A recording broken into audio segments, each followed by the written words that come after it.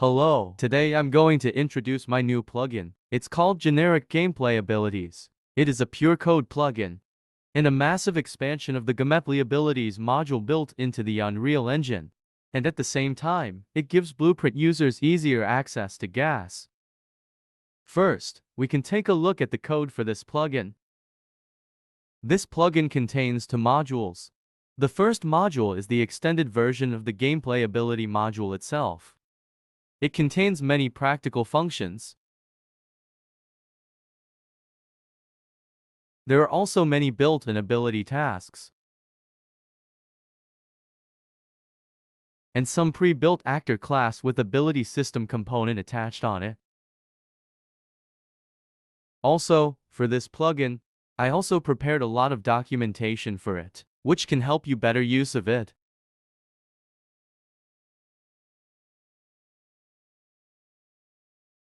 Now let's briefly introduce some of its features.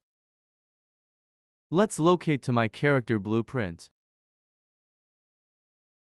As you can see, my character added an ability system component.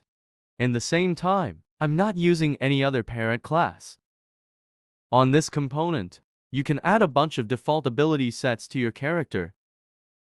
Inside of each ability set, it includes all the ability and effects as well as attribute sets you wish to grant it to your character. In each granted gameplay ability, you can specify information about the ability, including class, as well as the level of this ability, and its input ID, and some dynamic tags. For each granted gameplay effect, you can also specify its effect level. And you only need to call this initialize method via Blueprint to complete the setup of this component. You don't need to do anything in C++ side. It also provides an attribute system component. This component allows you to respond to and handle changes in gameplay attributes through Blueprint. This structure contains all the data generated during the execution of each game effect. You can use it to tell which attribute set has changed and what the change is about. It also contains some parameters that are carried during the execution of game effects, including effect context and other useful information. Again, I've also done a lot of extension for gameplay effect execution calculation. You can inherit this class, and you can write your game formula calculation logic in here. This part could only be done by C++, but I wrote a lot of static functions so you can do this inside Blueprint. And here's an example. Open this component. You only need to inherit from this attribute system component. Here, I have overridden this function. By the way, I have a combat system built on top of this plugin. So in here, I directly forward this event to my combat system and let my combat system handle it. Then locate my combat system and navigate to this class. And then find this function. As you can see, I'm dealing with all the gameplay attribute changes here. In traditional GAS, you have to go through C++ to do this. However, by using this plugin, you can handle it using Blueprint. You can use this data to figure out which attribute has changed and deal with it accordingly.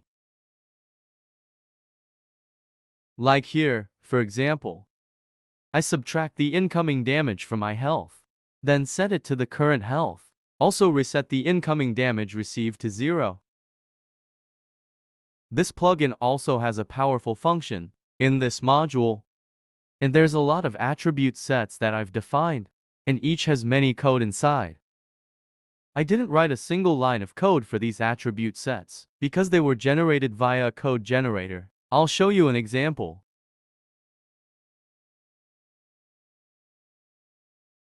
As a side note, it plugin comes with a command line tool. This tool allows you to define your attribute sets in Json file and then generate attribute set code for you. Here, I have defined a few sample Json files. Each should contain your code module name, class name, and the generated gameplay tag prefix, as well as the location of its output file and the specific attributes it contains. And here I wrote a simple script to use this tool.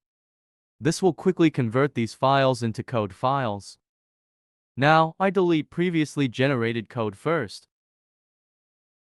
Many informations are available on my doc pages, don't forget to check it out. And now, we generate it.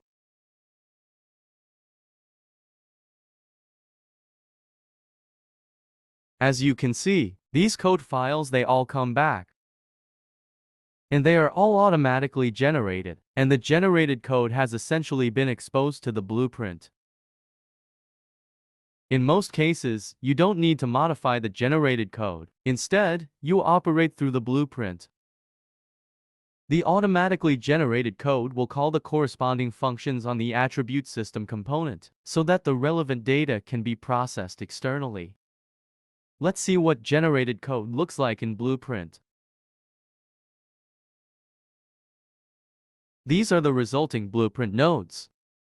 Thanks for watching, and you can join my Discord community to get this plugin for free. Having a good day, bye-bye.